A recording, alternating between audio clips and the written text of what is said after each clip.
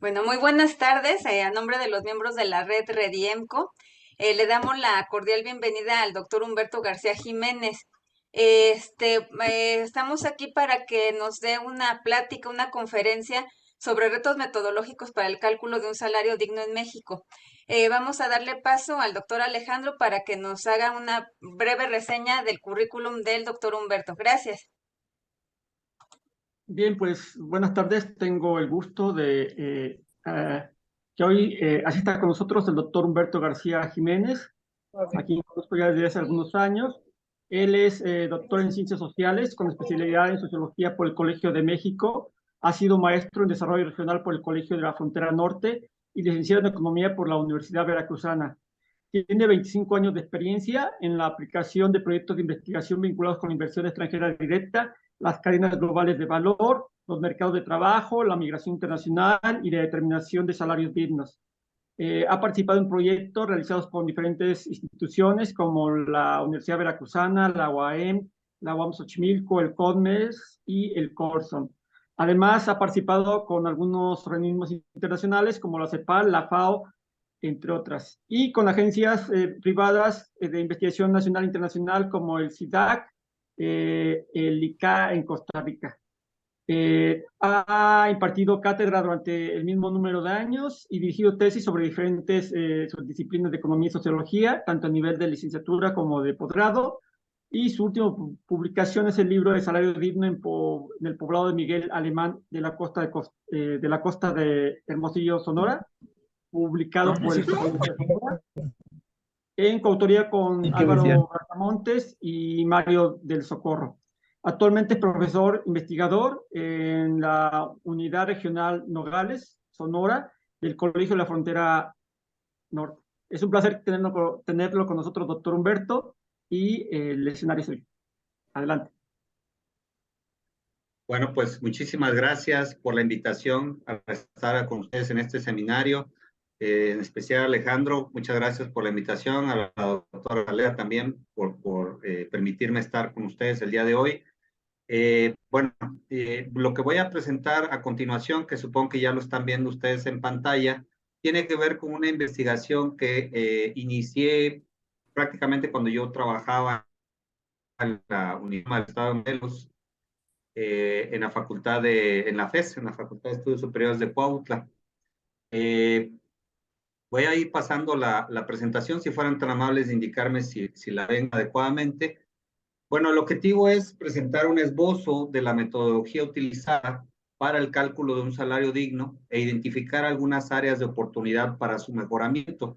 Como comentaba, esta investigación la he estado realizando a partir de una metodología vinculada directamente con Richard y Marta Anker, funcionarios de la Organización Internacional del Trabajo, que en el año 2014 convocaron a una serie de investigadores en todos los países de América Latina para iniciar esta agenda de investigación que implicaba básicamente realizar ejercicios de cálculos del salario digno. La distribución temática que quiero seguir en esta exposición es, en primer lugar, hablaré rápidamente sobre la paradoja que existe entre el libre comercio, el Tratado de Libre Comercio y la evolución salarial. En segundo lugar, destacar algunas de las herramientas que se han utilizado para la recuperación salarial, vinculada justamente como una parte de los efectos del Tratado de Libre Comercio. Y en tercer lugar, esta metodología de cálculo de salario digno que hemos estado utilizando en los últimos años. Y finalmente quiero terminar con vincular algunos de los resultados que hemos obtenido y las recomendaciones que le podemos hacer a esta metodología a partir de la experiencia que hemos tenido en la aplicación, en su aplicación en México. Bueno, el contexto, básicamente, como aquí me lo voy a ir muy rápido, seguramente ustedes ya lo han visto en otras conferencias, pues tiene que ver con el hecho de que México cambió de modelo económico y esto se solidificó básicamente a partir de 1993 con la firma del Tratado de Libre Comercio y su posterior entrada en vigor en 1994, el 1 de enero de 2014. Esto implicó para México, bueno, la apertura, la liberalización comercial y financiera, en donde la inversión extranjera directa entró con toda la plenitud de la seguridad jurídica en términos de las reformas que hubo para que esta se estableciera. Bueno, a la par también se incrementaron los flujos financieros vinculados con un modelo económico basado en el Fondo Monetario Internacional y el Banco Mundial, el modelo monetarista o neoliberal, como se le conoce ahora, y a la par, pues, una revolución tecnológica importante en cuanto al manejo de la información, que alteró fundamentalmente la organización de los mercados y también dio la posibilidad de que una empresa transnacional pudiera distribuir sus diferentes funciones productivas alrededor del mundo. Bueno, dicho sea de paso, a partir del 2008-2009, con la primera gran financiera, este modelo de liberalización comercial y financiera, vino posteriormente lo que ya también nos pasó hace un par de años, la existencia de la COVID, y ahora lo que tenemos fundamentalmente es le llaman a este fenómeno de reglobalización, es decir, la globalización ya no es la expansión de mercados, sino más bien la regionalización de los mismos, derivado fundamentalmente de la crisis en las cadenas de suministro, como producto de la COVID en el 2020. Este fenómeno, variablemente en términos con su relación salarial, tuvo la correlación de que para poder competir en el mercado internacional, el supuesto fue que había que contener el crecimiento de los salarios, porque esa era una medida de competencia con China y de esa manera podían llegar nuevas inversiones a México. Ese fue un poco el planteamiento genérico, y otro planteamiento que estuvo muy presente en esta política de contención salarial tuvo que ver con lo que ahora se sabe que no fue tan real, con la vinculación que hacían del incremento de los salarios con el incremento de la inflación. ¿Sí? Entonces, y bueno, y también la indexación que tenía el salario mínimo respecto a otros costos que se vinculaban en México. Bueno, derivado de la combinación de estos elementos que se concretaron en lo que se conoció en su momento como los pactos de solidaridad, el sector obrero y campesino fundamentalmente acordaron no solicitar incrementos salariales. Y lo que tuvimos fue esta gráfica que estamos observando, que el salario real en términos reales, o sea, en términos deflactados con la inflación, pues no creció después de que se firmó el Tratado de Libre Comercio, hasta hace 5 años, cuando hubo un cambio explícito en la política salarial, sobre todo de alzas del salario mínimo. Fíjense, este asunto del salario mínimo llegó a ser tan drástico que hasta Estados Unidos, con la negociación del Tratado de Libre Comercio, que ahora es TECMEC, con Donald Trump, exigían a México medidas vinculadas con el incremento de los salarios, porque también justamente este desbalance salarial eventualmente también afectó las empresas transnacionales que estaban en Estados Unidos, que prácticamente se desindustrializaron, y también hubo mucha pérdida de empleo en Estados Unidos. Bueno, el detalle es de que México, bueno, tiene una gran pérdida. Esta política significó una gran pérdida, como ustedes pueden ver ahí, a nivel de América Latina, por lo menos hasta el 2018, el salario mínimo real por hora trabajada en México era el de los países que más bajos niveles salariales tenía, incluso con países vinculados con China, con Chile, Brasil, los principales países de América Latina. Pero también a nivel interno, esta cuestión del salario mínimo como política salarial de contención implicó que tampoco alcanzara este salario mínimo que estuviera por debajo de la línea de bienestar mínimo. Y la línea de bienestar mínimo, de acuerdo al Coneval, básicamente es lo que el salario no alcanzaba, o no alcanzaba ni siquiera para comprar una canasta básica de productos, ¿no? Ahora, ¿qué se ha hecho o qué se está intentando hacer como herramientas para recuperar esta precarización salarial que vive México? Bueno, una de las principales medidas que este gobierno ha implementado es la cuestión de la renta universal o el ingreso básico, que traducido en términos de lo que se maneja son los programas sociales, los programas de bienestar vinculados con las pensiones adultos mayores, las becas a los estudiantes, becas universales, ese por un lado, y por otro lado, una política de incremento salarial. Creo que alguien tiene abierto su micrófono por ahí.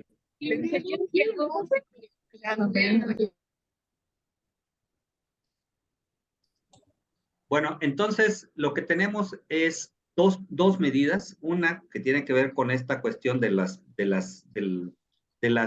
lo que se le conoce como las transferencias no condicionadas, universales o individuales, están libres de condicionamientos, pero como lo vemos ya en este nuevo presupuesto que se ha enviado a la Cámara de Diputados para el siguiente año, representan algo así como el 20, una quinta parte del presupuesto. O sea, esto en el largo plazo tampoco va a poder ser sostenible en la medida en que la población se incremente y cada vez más personas requieran de digamos, de este apoyo para solventar la pérdida del poder adquisitivo.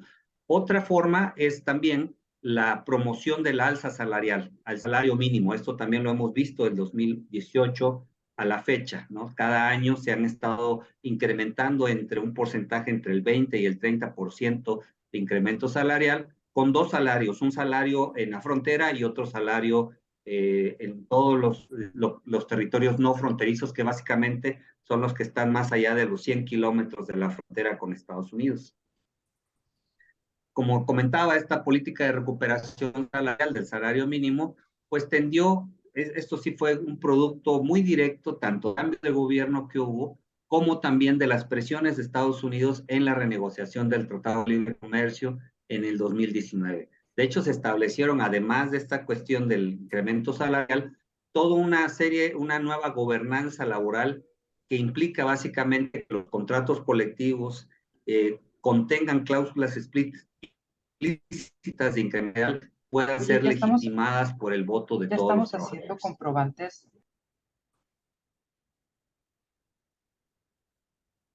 Dado que existe una heterogeneidad salarial entre empresas y dentro de las regiones, uno se pregunta, bueno, ¿cómo y cuánto deben aumentarse los salarios?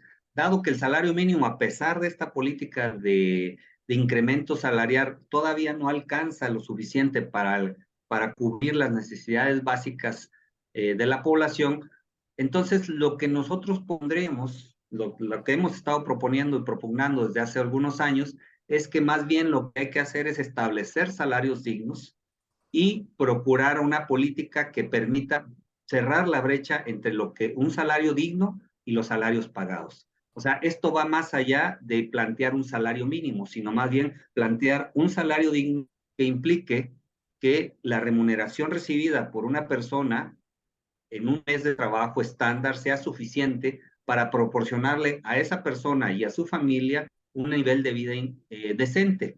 ¿Qué es un nivel de vida decente? Pues aquel que implique que te alcance para una alimentación, vivienda, educación, salud, transporte y provisión para eventos inesperados. Ahora bien, en esta cuestión de la metodología, y aquí voy a entrar ya más en materia de la metodología de lo que es el salario digno, pues proviene básicamente, como lo que tiene de la plática, de Richard Anker y de Marta Anker, que publicaron en el 2017 este manual para la medición y que un servidor pudo participar con ellos pues en la elaboración de los primeros reportes que se hicieron para el cálculo de salarios mínimos en el sector cafetalero en Chiapas, ¿sí? Esto fue parte de una iniciativa que se llama la Global Living Coalition, que ustedes pueden ver en el internet, y donde se aglutinan una serie de organizaciones vinculadas con la producción del café, con la idea de crear estándares, tanto laborales, pero también salariales para las empresas que exportan café hacia Estados Unidos y principalmente Europa. Esto también forma parte de lo que ahora se conoce como la ola del comercio justo, es decir, agregarle a las cuestiones productivas la comercialización justa para los productores, pero también con un pago adecuado, que en este caso sería el salario digno. Bueno, nosotros, un servidor y un equipo de colegas del Colegio de la Frontera Norte, el Colegio de Sonora, la Universidad Autónoma de Puebla, la UAP, la Universidad Autónoma del Estado de México, ahí con Yolanda Carvajal, y la Universidad Autónoma de Aguascalientes. Hemos estado haciendo una serie de ejercicios que, bueno, ahora ya están publicados. El primero de ellos fue para el sector automotriz, que se publicó en el 2021. Este que está acá del salario digno del poblado Miguel Alemán, que se publicó el año pasado, y un reporte más de consultoría que se hizo para el sector de servicios en Baja California, Sinaloa y Sonora. Bueno, con esta metodología, ¿qué nos ha permitido hacer con estos, digo, con todos los recomendaciones de mejoramiento que esto pueda tener?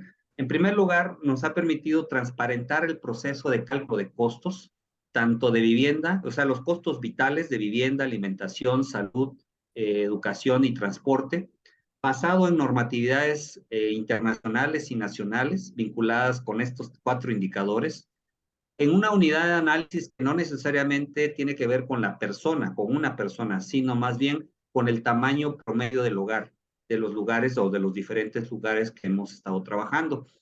Y esto a partir del número de trabajadores por familia, que es un cálculo específico que se realiza a partir de las horas trabajadas y de las personas que puedan estar trabajando dentro de una familia que conforman un ingreso, pero a nivel de hogar.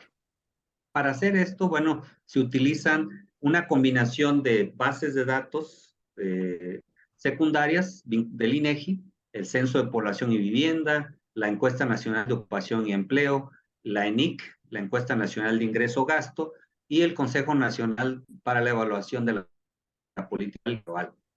También se realiza trabajo de campo, y esta es la parte tal vez más delicada de este procedimiento, porque pues para eso se requieren recursos y la verdad es que es muy paradójico, pero para hacer estas investigaciones tampoco hemos contado con muchos recursos, más bien ha sido un apoyo de voluntades de todos los que hemos integrado estos equipos de trabajo para realizar trabajo de campo.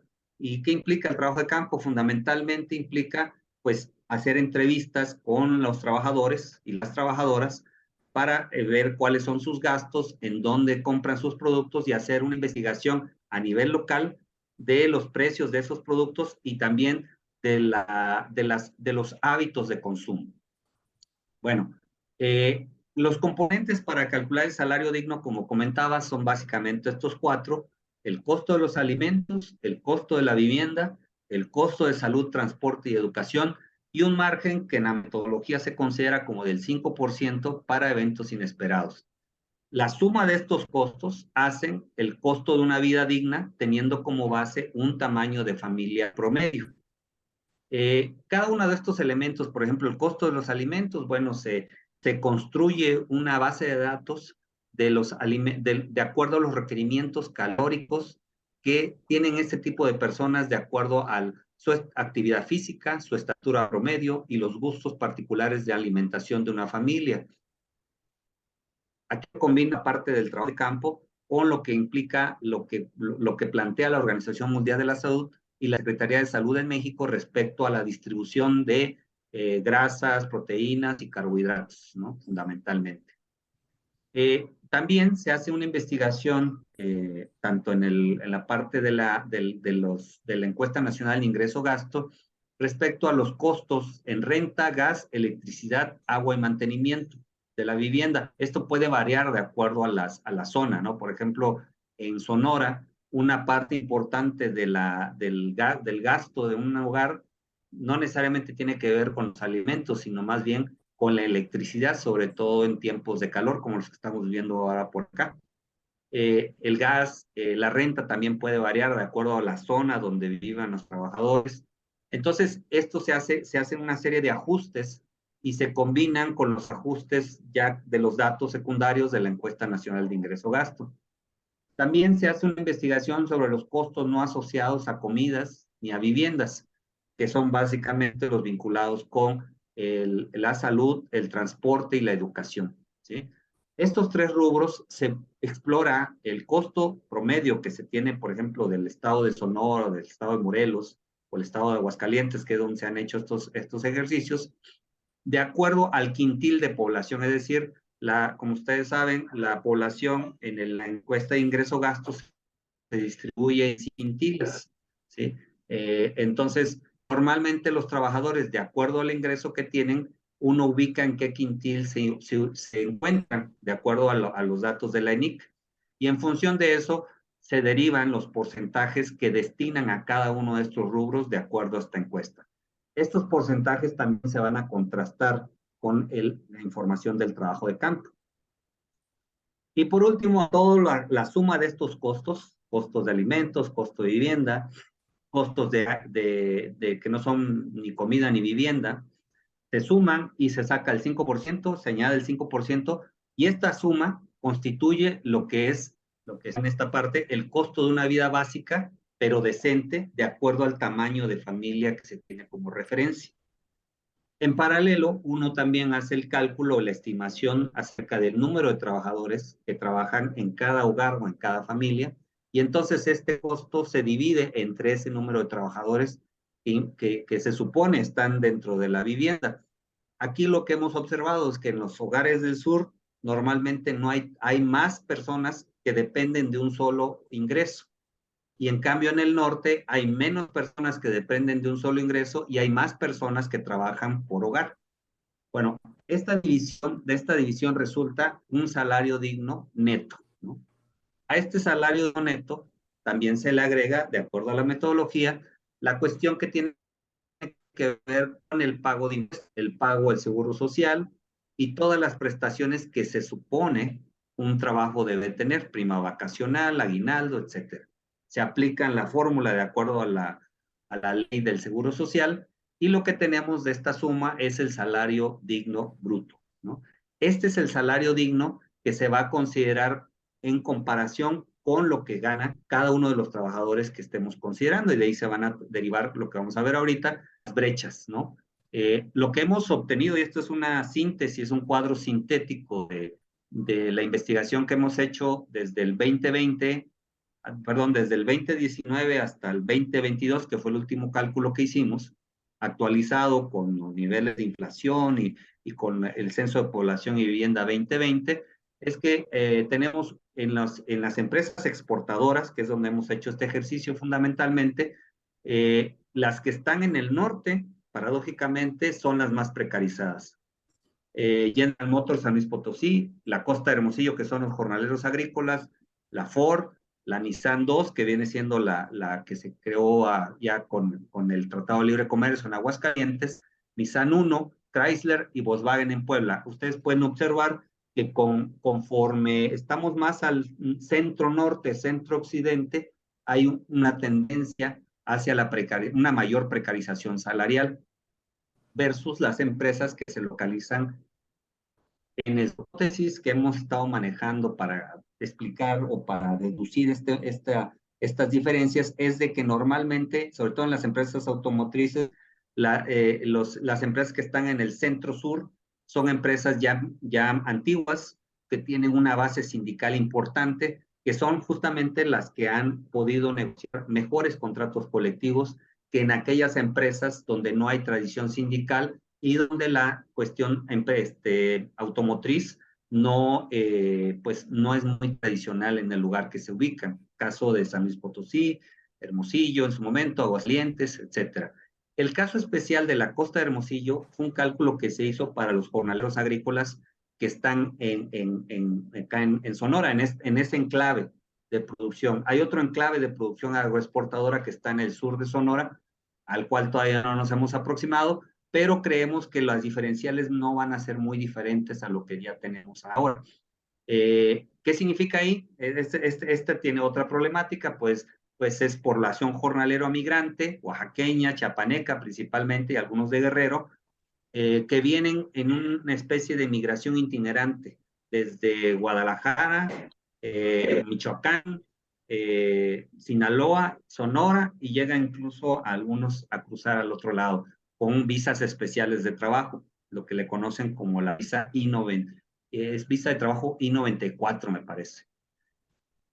Bueno, podemos ver que el resultado general es de que hay un proceso de precarización salarial importante, sobre todo en aquellas empresas exportadoras. y que esta precarización no corresponde necesariamente con los niveles de productividad, que es como normalmente la literatura, sobre todo de neoclásica, ha planteado que ese debe ser la proporción del salario o del incremento salarial. Bueno, lo que tenemos en México es que, a diferencia de otros países, la productividad sí ha incrementado, sobre todo en estos sectores exportadores, no así el ritmo de crecimiento salarial. Entonces, es obvio que tengamos este diferencial.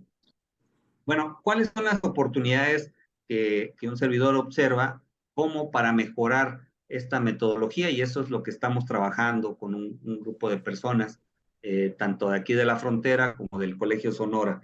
En primer lugar, es explorar los microdatos del Censo de Población y Vivienda para que nos permitan distinguir los hogares con jefatura femenina, que conocemos que es una proporción importante, porque no, en esta metodología los Anker, bueno, se parte de una estructura familiar, digamos, dos, papá, mamá e hijos, ¿no?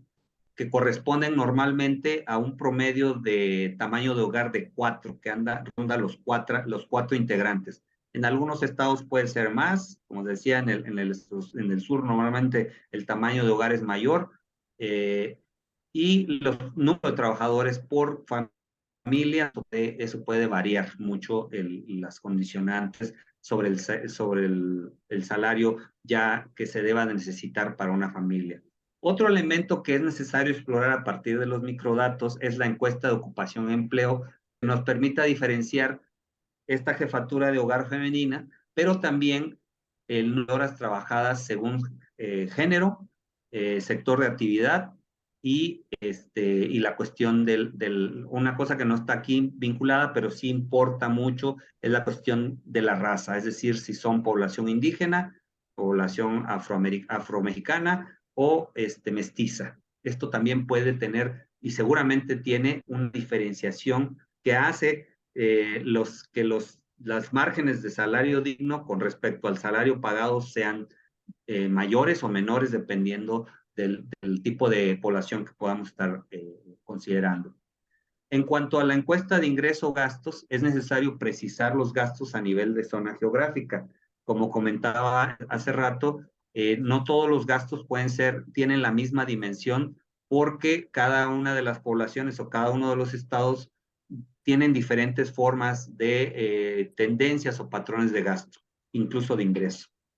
Bueno, y la última, y no menos importante, tiene que ver con las precisiones que ya recientemente el Consejo Nacional de Evaluación de la Política Social ha realizado para la cuestión del tipo de hogar rural urbano para establecer la comparación con líneas de pobreza laboral. Y por último, tiene que ver la cuestión del trabajo de campo. O sea, hasta el momento lo que hemos hecho son muestras dirigidas, pero no han sido muestras aleatorias, estadísticamente aleatorias. Entonces, eso a veces hace que, por un lado, hagamos aproximaciones a partir de datos secundarios generales, pero con poblaciones muy específicas de trabajadores. Entonces, y además, pues no son muestras aleatorias, ¿no? Y esto implica que pudiéramos estar sesgando un poco la información. Entonces, para disminuir el sesgo, porque el sesgo nunca lo podemos eliminar del todo, pero sí lo podemos mitigar, una recomendación es realizar el trabajo de campo con un diseño muestral estratificado según el tipo de persona trabajadora y el sector de actividad al que se dedica. Y bueno, pues con esto la dejaría, pues supongo que vamos a abrir un momento para dudas, comentarios.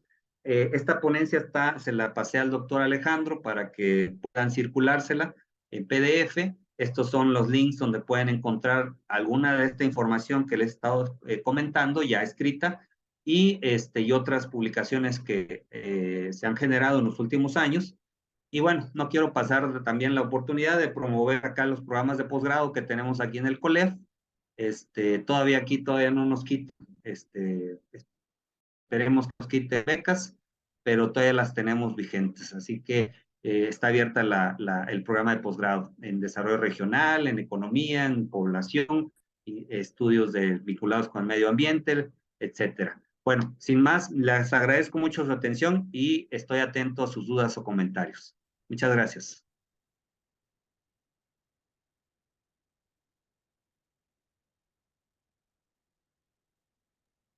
Sí, ya le mandé a la doctora Azalia la ponencia para que si algún interesado de la red o también a partir de la página de la red se pueda difundir la misma. Gracias, doctor. Este, Muy bien. Doctora Azalia. Perdón, sí. Doctor, muy interesante su ponencia. Yo honestamente desconocía cómo se calcula el salario digno. Bueno, aquí hay una persona que lo felicita en el chat y comparte con usted el libro en el que participó del Colzón, ahora disponible en acceso abierto y le deja la liga, ¿no? Y muchas gracias también a Janet, por compartirnos el libro. No sé si alguien, tuviera alguna pregunta de los alumnos del doctor Rafa, de Macro. Buenas tardes. Buenas tardes, sí, Este, adelante. bueno, yo soy Eric. Quisiera saber si han, hecho estudios de cuál sería el impacto de este salario mínimo sobre, factores como la inflación, el desempleo, el famoso efecto Faro.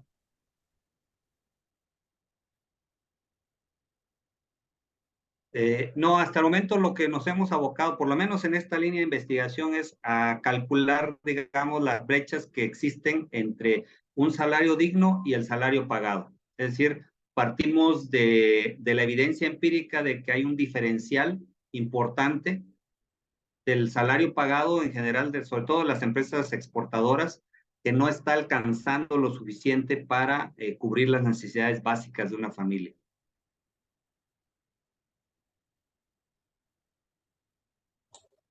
Ese sería mi comentario. Gracias, doctor. Gracias, Eric. Doctor Alejandro, sí. Sí. Permítame. Sí. Doctor Humberto, yo tengo una duda en los siguientes términos. Yo hace mucho tiempo trabajé la parte de los salarios reales y particularmente en ese tiempo, ya hace muchos años, lo que veíamos era, por ejemplo, el deterioro de los salarios de algunas empresas y el deterioro que estos tenían en términos reales. Y sobre todo el asunto se encaminaba a que en ese tiempo muchos sindicatos querían incrementar, digamos, estaban negociando la parte sindical y patronal el incremento salarial, pero que ellos no tenían como muy claro qué incremento debían de solicitar. Muchas veces se hacía un estudio a partir fundamentalmente de la evolución del pago que se les hacía de manera nominal y se hacía cálculos a través del salario con inflación y un poco registrando el incremento en la canasta básica. Pero una de las cosas que veíamos es que generalmente estos estudios que hacíamos, a lo más que llegábamos era a tratar de decirles cuál sería el incremento, pero a la hora de la negociación pocas veces se alcanzaba a resarcir el incremento que se tenía. Todo esto lo platico porque un poco, digamos, en términos normativos, los cálculos, según entiendo, lo que nos permiten saber es cuál sería la posibilidad de tener un salario que en términos generales recuperara lo perdido, pero también diera un bienestar social a la población trabajadora. Pero mi duda va un poco en términos de las posibilidades de lograr esto, sobre todo pensando un poco que en el mediano y largo plazo lo que existen son más que oportunidades para incrementar el salario, son contratendencias para que el salario, en lugar de seguir aumentando, disminuyan. ¿A qué me refiero? El salario mínimo particularmente está asociado a personas que tienen escasa calificación laboral y lo que tenemos actualmente es el impulso de la industria 4.0 y algunos hablan ya de la industria 5.0, en donde la gente más afectada va a ser la descalificada. Tenemos también, por ejemplo, en toda la parte norte del país y en Estados Unidos, la fuerte presión de los migrantes. Y bueno, se habla también de que está en proceso, no hay un acuerdo muy claro, pero el chiste es que parece que en Estados Unidos y en su momento seguramente le tocará a México, hay un proceso como de recesión o de crisis financiera que y que se tardará en algunos años en poder recuperar y reconfigurar, digamos, el mundo que actualmente vivimos, ¿no? Entonces, me gustaría saber un poco su apreciación en términos de lo que sería este salario que ustedes están calculando, pero las contratendencias que de alguna forma, no sé hasta dónde puedan ir más allá de la política, ¿no? Que beneficiaria, en un contexto en donde lo que yo veo es más una presión a la baja que una presión al alza. Hacia la baja. Sí, bueno, esta herramienta, como toda herramienta técnica, es una herramienta de referencia, ¿no? Entonces, la idea y que se planteó a través de lo que es el TECMEC ahora, que hay un capítulo laboral que de alguna manera trata de contrarrestar un fenómeno que es inherente al sistema capitalista, es decir, pues México, por naturaleza económica, siempre va a tener un salario mucho menor que en Estados Unidos y Canadá, y entonces, en la lógica neoclásica, pues los factores de la producción se van a ubicar en aquel lugar o en aquellos lugares donde haya factores de producción más baratos. Y él ha sido el caso de México, o sea, el proceso de liberalización comercial y financiera ha derivado en los hechos en una aquilinización de México, es decir, el esquema de la importación de productos y su ensamble en México utilizando mano de obra barata se extendió de la frontera, que era el programa de Maquila, hacia todo el país, ¿no? En sectores clave como el sector automotriz y el sector agroexportador. Bueno, esa es una tendencia. El tratado trató, yo creo yo, que esta renegociación impulsada en su momento por Donald Trump, paradójicamente, es de que México ya no pudiera seguir ganando competitividad a través del establecimiento de una política de contención salarial. Y bueno, todos los cambios que ha habido en la reforma laboral actual implican básicamente que los sindicatos, que son el actor central que debería estar defendiendo los intereses de la clase trabajadora, promueva, digamos, cláusulas, condiciones de trabajo cada vez mayores y que estas a su vez sean producto de consenso al interior del sindicato. Eso implica renovar la vida sindical. Como sabemos, en México el sindicato es todo lo contrario. Se convirtió en un mecanismo de contención para la contención salarial. De ahí que se hayan creado incluso sindicatos de protección, le llaman en la literatura, ¿no? Que en lugar de promover la mejora salarial, básicamente promovían la no mejora salarial y la contención. Bueno, la idea de esos cambios a nivel global y de la reforma laboral creo que van en el sentido de que los sindicatos tengan una vida más proactiva que permita justamente esta negociación, porque la verdad de las cosas es que el pago de salarios dignos o el pago de mejores salarios no está en el ADN del sistema capitalista. Es decir, esto debe ser producto de una actividad sindical y de relaciones de poder que no son equitativas, el capital versus los sindicatos y el gobierno, ¿no?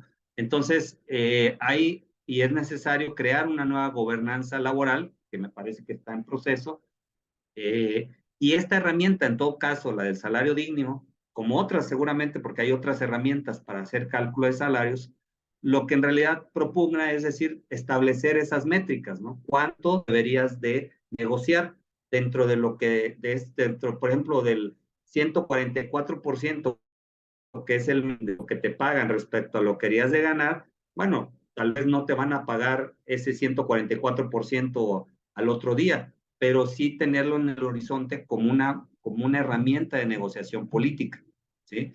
De hecho, lo que se está gestando ahora con la industria 4.0, la inteligencia artificial, es un detrimento, como bien decías, del salario, ¿sí? Sobre todo en aquellos ámbitos donde no hay una mano de obra calificada. Entonces, yo creo que la política salarial, por un lado, debe de propugnar por un incremento salarial, como se ha establecido actualmente en las políticas del gobierno, pero tiene que ir muy de la mano con el horizonte de un salario digno en el mediano y en el largo plazo. Ese sería mi comentario. Gracias. Gracias, doctor. Qué interesante. Aquí el doctor Rafael Juárez, pregunta, ¿cómo se podría asumir desde una propuesta de política pública la determinación de los salarios dignos en contraste con los salarios pactados? Bueno, en realidad eso es parte de lo que el CONACYT ahora quiere que nosotros hagamos. Y como vuelvo a repetir, la idea es proponer esta herramienta, mejorarla, adaptarla a las condiciones de cada lugar y de México en general. La idea de que sea el salario mínimo, el establecimiento de un salario mínimo y no un salario mínimo, lo que prevalezca. ¿Por qué? Porque se está demostrando que el salario mínimo, a pesar de que hay un incremento casi continuo en los últimos 5 años, todavía no alcanza para cubrir la canasta básica, incluso para cubrir algunos otros costos en lugares como Sonora, por ejemplo, donde la electricidad representa más del 30% del costo de vida. Entonces, es necesario, me parece, sí mejorar, o sea, cambiar, o sea, ir de los salarios mínimos al establecimiento de salarios dignos como referencia en las negociaciones colectivas. Esto definitivamente va a crear o requiere de un golpe de timón y de una reorganización de la gobernanza laboral, que ya está en proceso, pero que ahora me parece que tendría que ir en pos de un salario digno más que de un salario mínimo. Entonces creo que ahí es una cuestión ya del sistema político y sobre todo de la fuerza que tengan los actores sociales en esto. Y aquí la cuestión del sindicato, de la intervención de los sindicatos es muy importante. Sí, gracias, doctor. No sé si hay alguna otra pregunta. Creo que en el chat no. De los alumnos del doctor Rafa, del doctor Alejandro, no sé si tuvieran alguna pregunta a este tema tan interesante. Me parece. No, Sí. puedo hacer otra pregunta. Adelante, doctor. Doctor Humberto, hasta donde yo recuerdo, la década en la cual hubo una fuerte movilización y se lograron incrementar los salarios es la década de los 70s. Y todavía, sobre todo en 70-76, y luego todavía una parte de lo que va 76 a 78, y después vino la crisis. Y desde entonces no recuerdo que haya habido una movilización tan fuerte y tan sindical como la que se dio en esa década de los 70 con el presidente Echeverría. Y bueno, yo no sé, usted ha hablado un poco acerca de que muchos de los sindicatos actualmente son blancos y tampoco se ve mucho la movilización y la participación sindical a nivel, digamos, sectorial o a nivel regional. Entonces, aquí tenemos también, digamos, si no es por parte de la política y si no tenemos tampoco movilización sindical que de alguna forma coadyuve a alcanzar estos salarios, ¿qué otras alternativas habría? ¿O cuál es el panorama que ven? Bueno, lo que pasa es que México tiene sí, se oye un ruido, ¿verdad? No sé si ustedes lo alcanzan a escuchar. Un poquito. Déjenme más decirles que le bajen, permítanme.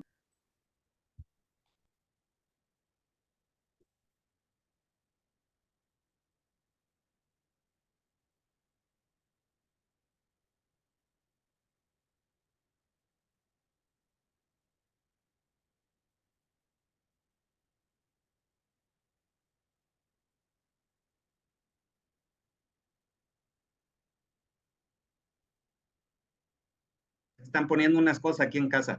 Miren, sí, efectivamente, Alejandro, el sistema político, y esto ya no es tanto economía, esto es más economía política. Como ustedes saben, el sistema político en México tiene como fundamento el corporativismo como parte de su organización. ¿Sí? Uno pensaría que las decisiones son libres y que los sindicatos, es un poco el espíritu de la reforma laboral, de que va a haber una participación y que, bueno, entonces todos van a consensuar y todos van a decidir en función de los intereses grupales y colectivos hacia el mejoramiento de las condiciones. Pero desafortunadamente México tiene ese ADN, que es el corporativismo, es decir, que son las decisiones de la cúpula las que establecen digamos, la forma o la directriz de cómo tendrían que hacerse las políticas, ¿no?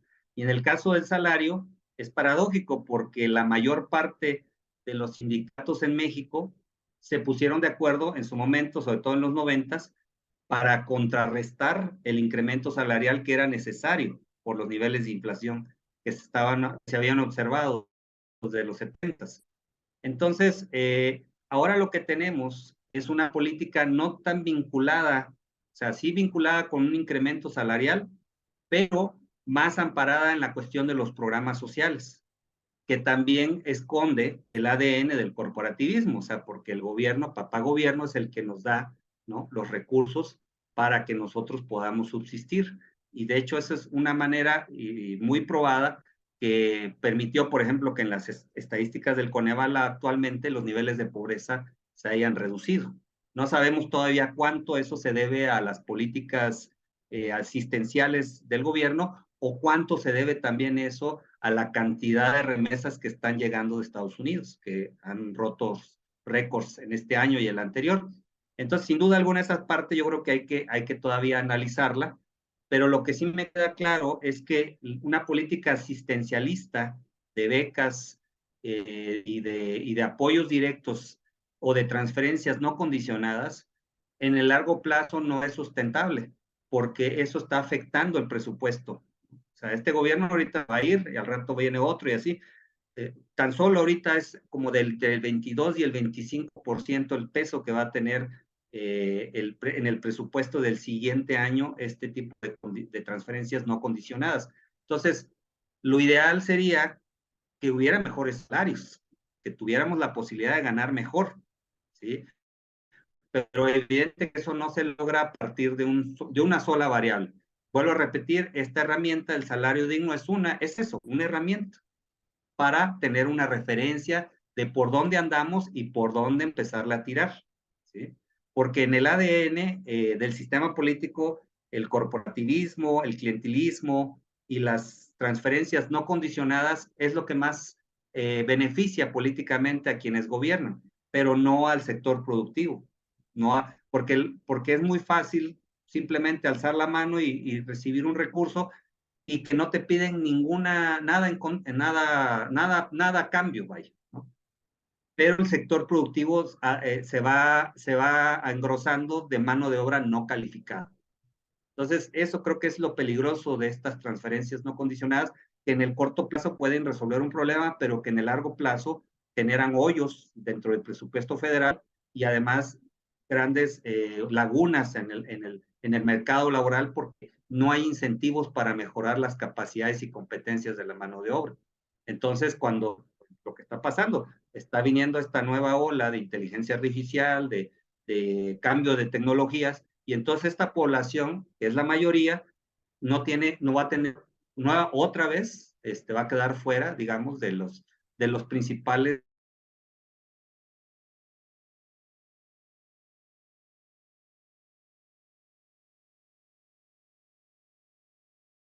la ecuación, porque pasa por la cuestión política, evidente, pues, pero y la cuestión social, ¿no? De las tendencias respecto a cómo se organiza el poder. Yo creo que eso ya rebasa, digamos, el ámbito, pero sí lo ubica dentro de un entorno más de economía política. Ese sería mi comentario. Gracias. Sí, creo que son todos los comentarios, bueno, todas las preguntas, doctor.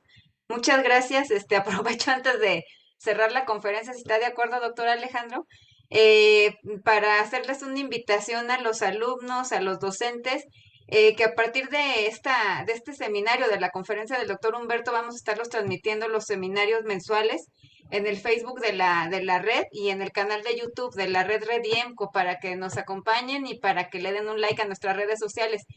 Muchas gracias, doctor Humberto, por su charla tan enriquecedora en este tema del salario digno. Muchas gracias, doctor. Gracias. Por favor, doctor ¿No? Alejandro. Muchísimas gracias a ustedes, doctora Salia y doctor Gracias. Alejandro, por la invitación y saludos a todos los estudiantes que nos están siguiendo en este momento. Gracias, sí, gracias. doctor. Gracias. Pues gracias a los asistentes y a usted, doctor Humberto, y esperamos que nos acompañen en la próxima reunión. Hasta pronto. A ver, Hasta Gracias, pronto, doctor. gracias. ¿puedo Posteriormente decir una haremos llegar su cosa? constancia. Ay, ¿Ah? sí. Perdón, Dubra, sí, Dubra, adelante. No, nada más quiero saludar a Humberto. Un gusto escucharte porque éramos compañeros de trabajo en alguna época.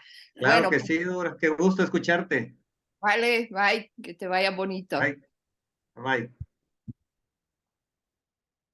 Hasta luego. Gracias, hasta luego. Buena tarde. Gracias, doctor. Igual. Hasta luego. Gracias.